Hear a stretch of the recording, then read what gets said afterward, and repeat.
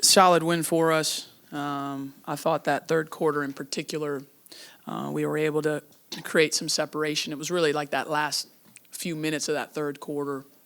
Ashlon, I think, hit the big three at the end of the third quarter to get us to double digits there. And then we're able to hold on in that fourth. Just proud of the team. We had a tough week last week, and you're trying to get the group back focused and get them to understand that, it's part of the process. You got to just keep working, keep getting better. And they did that. They did a good job of just staying locked in. So to bounce back on Sunday to get a win and then bounce back tonight and get a win, it's great for us. We want to win both this week. Obviously, every team wants to win the games they play, but we know that, we can still move up. And so we made that a focus of ours to try and win both of these against two of the top teams in our league.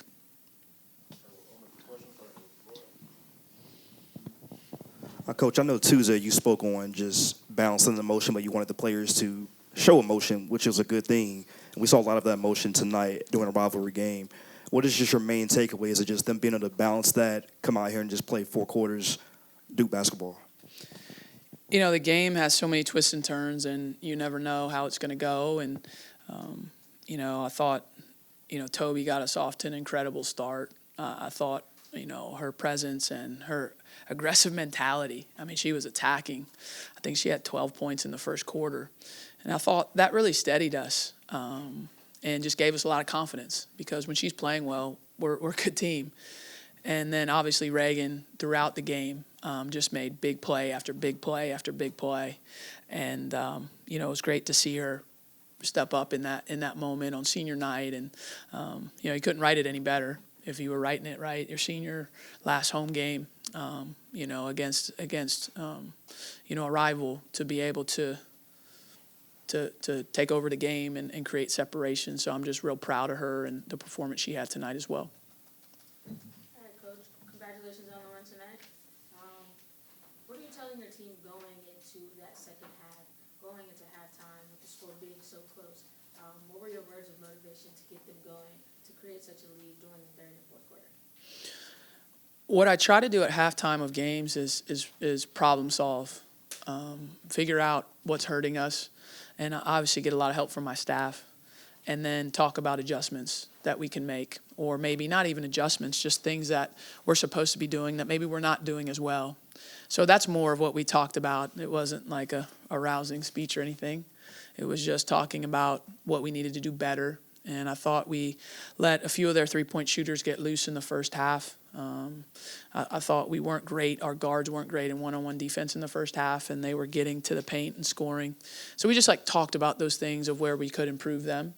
And then understand that it's going to be a 40-minute game. It just always is. So to think that it wasn't going to be kind of tooth and nail there for a little bit, that's just what it is. So at halftime, we weren't shocked. We weren't surprised. We were just ready to play the second half and see if we could bend momentum in our direction.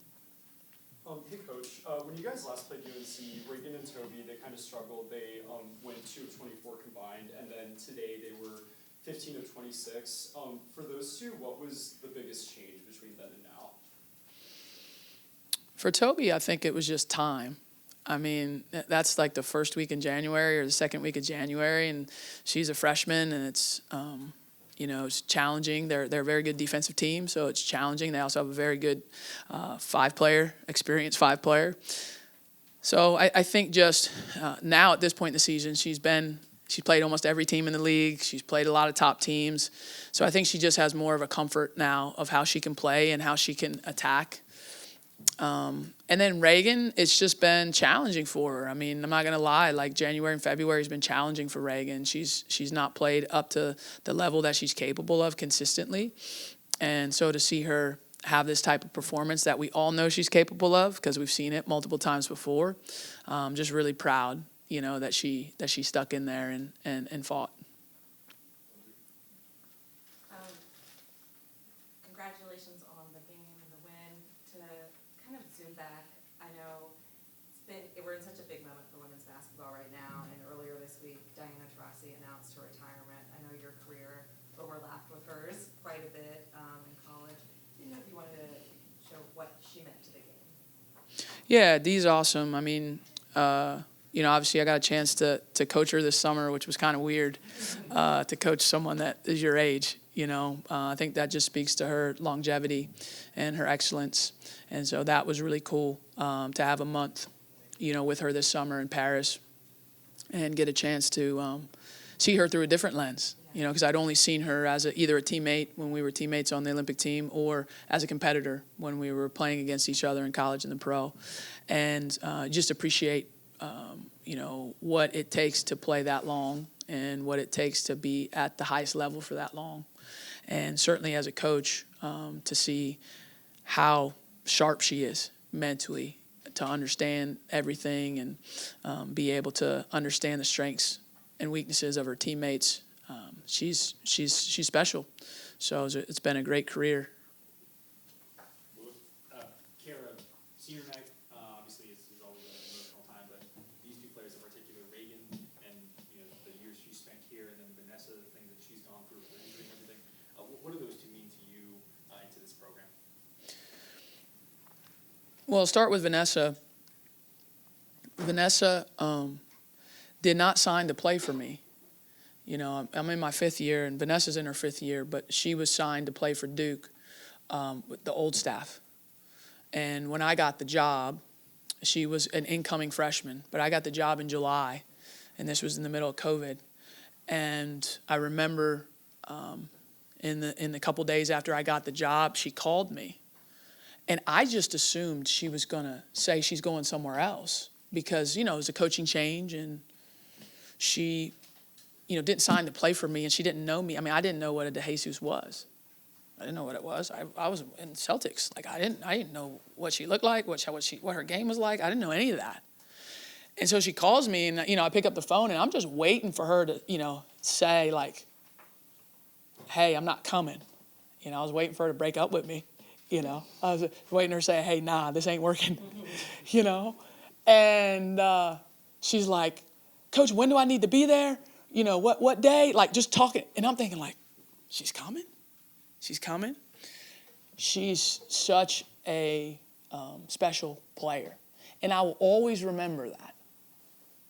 When you're a new coach, you got to have some kids that believe in you before anybody else, right? Because when you're a new coach and you're taking over a program, you got to have some kids that are like, yeah, I think we can do it here. I know they've made a coaching change, but like, I think this coach is who I want to be my coach. Like, what a powerful gesture. And then obviously with the injury, she's been the only player that's been with me for the whole time. So she's seen the entire growth, right? We were the worst team in the ACC when I got here, right? To now we're one of the more respected teams in the league, right? And she's played with so many different iterations of our team. I mean, think of our team the last 3-4 years, how it's changed so much. And so I could coach another 20 years, never coach a kid like DeJesus. Her team-first approach, her work ethic, her mentality, how she really gives to everybody in the program. It's just special. It's special. Reigan is someone that we've just been tight, and we've just grown as her career has gone on. And we didn't really understand each other in the beginning too much, personality-wise. And so we've had to spend like a lot of time together, which has been great for both of us one-on-one, just to kind of work together and figure each other out. And that's been awesome process for me. And to try and continue for me as a coach to coach her better. And, she's had some incredible moments, incredible highlight moments of her career here, obviously leading us to the Sweet 16 last year. You have that with senior night here as well. Her incredible tournament out in Vegas this year. She's just had some moments where we wouldn't have been where we are without Reigan, 3-year starter for us, over the last 3 years. And we've won a lot of ACC games over the last 3 years. And, Richardson's been in the middle of all of that. Coach, Carolina shorthanded tonight without Toby and speed. And Coach Bangmark kind of mentioned how that fatigue set in the third and fourth quarter. How did you kind of exploit that early on? Do you feel like you used that to your advantage to finish them off in that late stretch? It's hard to pinpoint as the opponent in terms of like what you did to But what I would say to you is, you know, we knew coming in, obviously, that we would see a lot of the 4-guard lineup because that's what they've been playing as of late. And so we went 4-guard for some stretches there too. Although Donovan gives us just her versatility. You know, guys, she's such a great defender, Donovan. And she allows us to, if it's a 4-guard lineup, she can play it and switch. If it's double big, if it's too big, she can play it and not switch. Like, she's just so gifted defensively and kind of allows us. So we did try to push the pace. That was something that we hoped to do, and we wanted to try to do that for 4 quarters. I thought the second quarter we lost our pace. And so that's something we talked about at halftime, like keep pushing the pace and see if we can get some looks in transition. And that did manifest itself there in the second half. Coach, you spoke on Donovan previously. Can you speak on her injury and her update? We saw you guys go check on her at the other end of the court. You guys kind of joked around of you picking her up and carrying her on your back, coming back to the sideline. Any update on her? No, I don't have an update on her. I mean, she was smiling in the locker room back there, but I'm sure she's getting with the medical team and see. But, yeah, that was scary. Yeah, it was a scary fall. So hope she's okay. Yeah.